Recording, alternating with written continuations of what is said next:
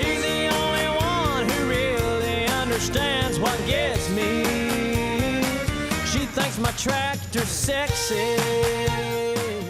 It's Sunday morning on CBS, and here again is Jane Pauley. Kenny Chesney has been on top of the country music world for nearly 30 years, with no signs of slowing down. With Lee Cowan, we take note.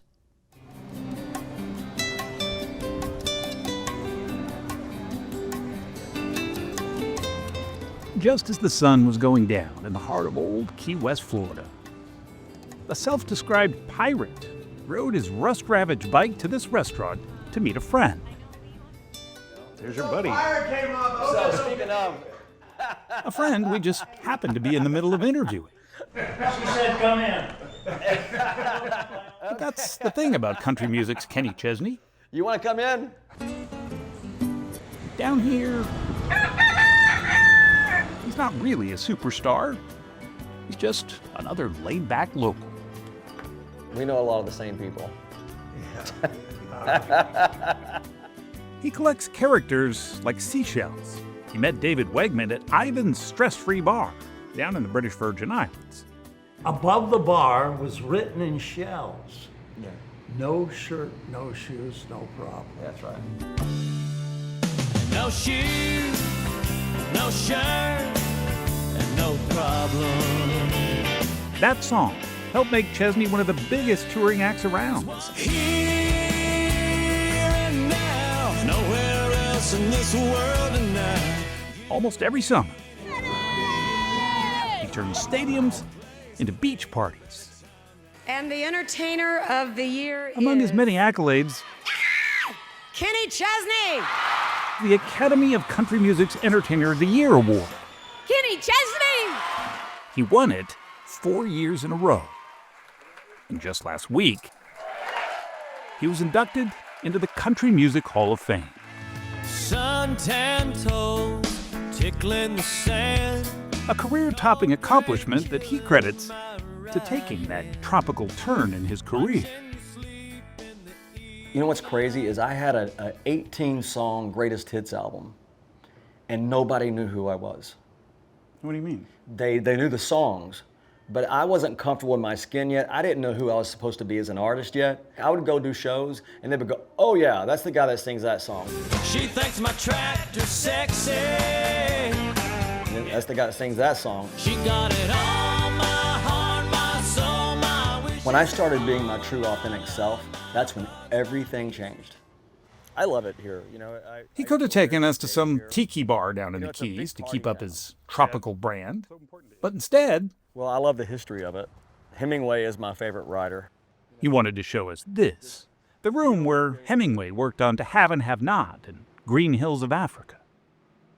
The space is almost like a sacred place. Yeah, do you feel it? Yeah. I feel it. I spent so much, almost 2 weeks straight on the bow of my boat in the Virgin Islands reading those books.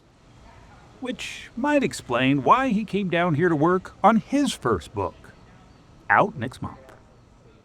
This book forced me to pause. For all his love of the islands, he writes it was his own mom who first realized that he may have drifted too far from his East Tennessee roots. She wanted her 12-year-old boy back in ways, and he was gone. Gone, gone, gone. She had a hard time finding you, had a hard time reaching you. And it hit me a little bit, but I was already so addicted to seeking and adventure and all of it and all these new things happening in my life that I dismissed it. He kept going, kept touring, kept writing, Move on like a sailor. Let go. until a concert in Indianapolis back in 2009. Never stay within a. You talk about kind of hitting a wall, and you just A started big one. crying on stage, and you didn't. Yeah. What was going on? In that moment, I was so exhausted and numb to all of it that it wasn't making me happy. I wasn't creating the same way. I wasn't connecting to the audience. And I went, it just hit me. And yeah, it took sports to get me out of that funk. When I feel that chill, smell that fresh cut grass. He grew up playing baseball in football, loving every inning, every down. So when a song called The Boys of Fall crossed his path, And it's knocking heads and talking trash. It's slinging mud and dirt and grass. It's he didn't only record it, he began interviewing coaches and players about sports and life, and turned it into a documentary for ESPN. This thing about football being a team game, life is a team game, buddy. It's the big game. I needed Joe Namath. I needed Bill Parcells. And I sat in Bobby Bowden's living room, and he talked to me like a deacon at a Baptist church. Oh, I woke up one day and I went, I'm back. I don't wanna waste. Now he's the one doing pregame pep talks backstage. Take a deep breath, hold it in, throw you around, my head spins. Like here at Sphere in Las Vegas. Many on his team have been with him for decades. There's confidence in familiarity. If I had to sit on the bus and think about what I'm getting ready to go do, it would, I don't do well with that. Park truck stop, faded little map dots, New York to LA. He put on the kind of show his fans expect, a kaleidoscope of sand, sunsets, and songs. When we met him the next morning, he was still buzzing. I can see there and I can see there. And the first couple of nights, I caught myself singing a song. I was like, wow, this is so cool. And then I forgot the words to a song that I actually wrote. Did you really? Yeah. You and tequila made me crazy. There it is.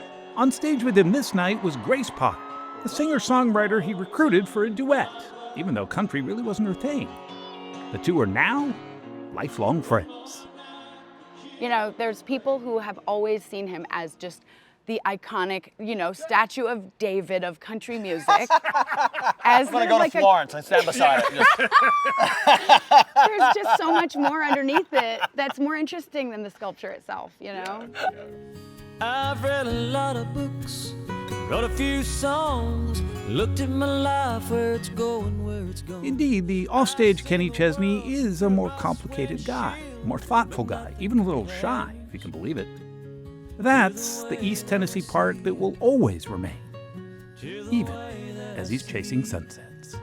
To the way that I see it when I sit in that old blue chair. It takes a certain amount of ego to be up there on stage and to do what I do. Yeah. Right?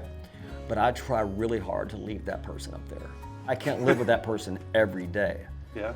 And I don't want that person in my life every day. But I'm really glad to meet him when I go back up there.